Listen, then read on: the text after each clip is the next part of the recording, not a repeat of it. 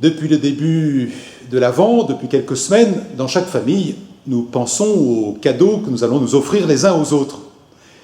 Eh bien, ce soir, nous vous invitons aussi à participer aux cadeaux de l'Église, à ce qu'on appelle, nous, le denier, qui est une rétribution des prêtres, des laïcs en mission, des religieuses et des séminaristes.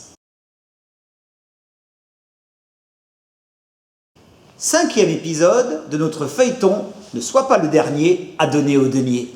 Je lis dans les Actes des Apôtres. Tous les croyants étaient unis et partageaient entre eux tout ce qu'ils possédaient. Ils vendaient leurs propriétés et leurs biens et répartissaient l'argent ainsi obtenu, entre tous, en tenant compte des besoins de chacun. Mais de qui parle saint Luc dans les Actes des Apôtres? Mais de notre paroisse, bien entendu. Pour vivre dans la cité, on paye l'impôt foncier.